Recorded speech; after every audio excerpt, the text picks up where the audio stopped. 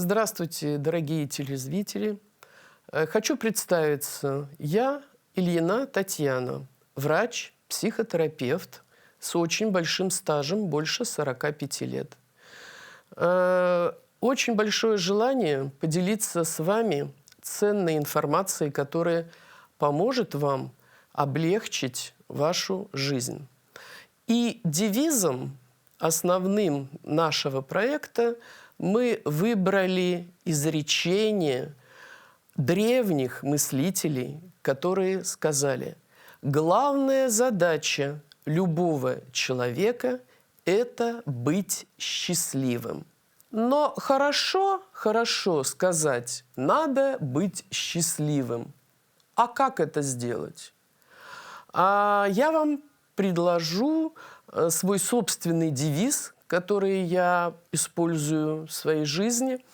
Это осознанность лучше мотивированности. Почему? Потому что мне очень часто задают вопросы. Как восстановить мотивированность? Где взять источник энергии? И я понимаю, что люди именно всегда основываются в своей жизни на мотивированности. А вот давайте вернемся опять, к моему девизу: осознанность лучше мотивированности. Почему? Потому что мотивированность – это дело такое. Сегодня есть желание, я хочу, а завтра оно почему-то исчезает. А вот осознанность, если это сформированная осознанность, она останется с вами надолго. Я дам вам информацию в форме алгоритма, поэтому при желании каждый может взять ручку, бумагу, записать, и это будет краткая пошаговая инструкция к достижению наших целей. Осознанность, она основывается на рефлексии. Рефлексия – это способность посмотреть на себя со стороны, увидеть проблему, применить к этой проблеме психологические знания. Чаще всего, вот я рекомендую познакомиться с современными структурами личности. Я думаю, мы с вами подойдем к этому. Найти выход, вернуться, что называется, в себя и это сделать. Другими словами, чтобы быть осознанным, нужно развивать свою психологизацию. Что это такое психологизация? Это освоение психологических знаний. Вот почему-то мы все понимаем прекрасно, что когда мы осваиваем что-то, то нужно этому учиться. Вот, допустим, мы идем в школу, учимся читать, писать, считать, и вся начальная школа, там 4 года, это как раз освоение этих начальных навыков. А как используют педагоги в своей методологии такое правило, которое называется ЗУНы – знания, умения и навыки. То есть сначала ребенок получает знания, потом формируется благодаря многократным повторениям умения, а потом это переходит уже в качество личности, в навык. Допустим, письмо. У нас у каждого свой почерк, уже неповторимый, хотя мы изначально, может быть, учились по прописям и по каким-то стандартам. Но именно наш почерк – это уже наша черта личности. Так вот, то же самое и с психологизацией.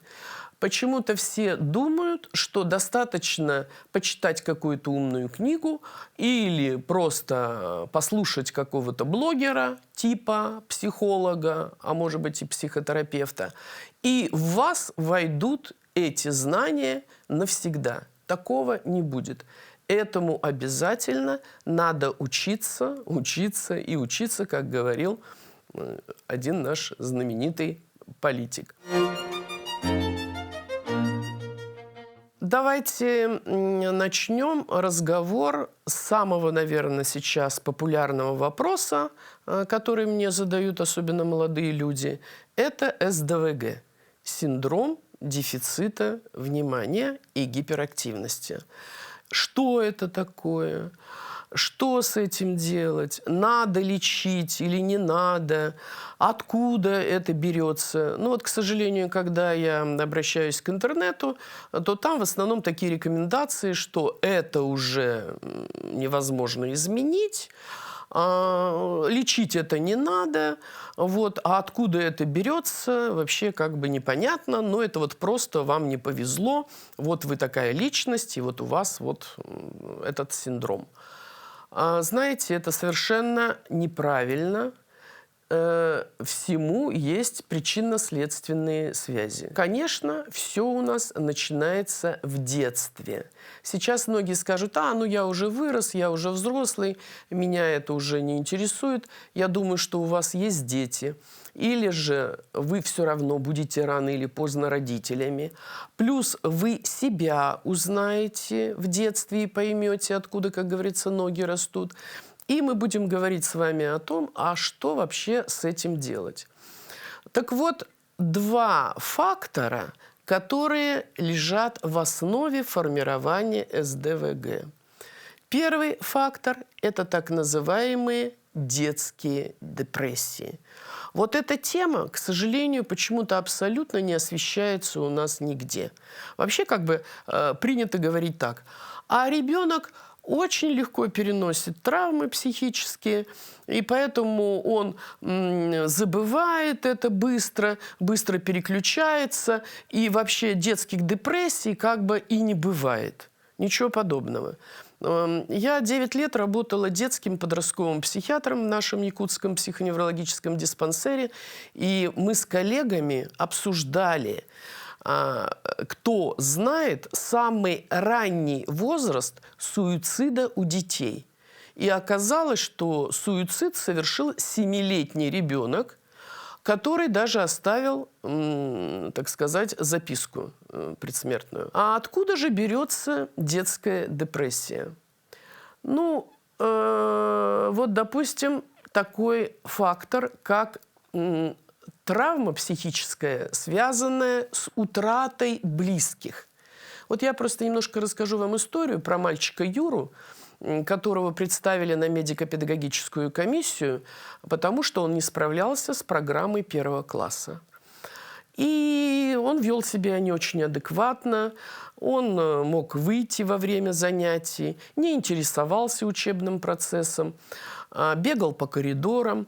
И когда комиссия его обследовала, то пришли к выводу, что у него страдает интеллект, и мальчик должен учиться во вспомогательной школе. Он от родителей возрастных, единственный ребенок, его очень любили и папа, и мама. Он, что называется, купался в любви. И тут неожиданно, скоропостижно папа скончался. После этого мама обратила внимание, что он очень изменился. Но он изменился не так, как взрослые впадают в депрессию, взрослые плачут, или у них плохое настроение, потом нет сил. И взрослый человек ложится, но это уже крайняя степень депрессии. Он ничего не хочет, у него нет мотивированности жить. Нет. У детей все происходит совершенно иначе. Вторая причина детских депрессий – это так называемые дидактогении. То есть это причина связана с неправильным поведением воспитателей, педагогов, родителей. Причем даже есть статистика, что 50% психических травм ребенок получает в школе, а 50% он получает дома. Что же неправильного делают педагоги или родители? Ну, я, допустим, расскажу вам такую историю. Мальчик в классе на перемене бурно очень играл, так сказать, развлекался и перевернул с подоконника горшок с цветком. Учительница, когда начался урок, сказала: ну ладно, что ж бывает, ну возьмите там веник, подметите, уберите, типа ничего страшного. Через несколько дней другой мальчик совершил то же самое. Тоже разбил цветок с горшком, а учительнице, видимо, было плохое настроение. И она дала бурный аффект.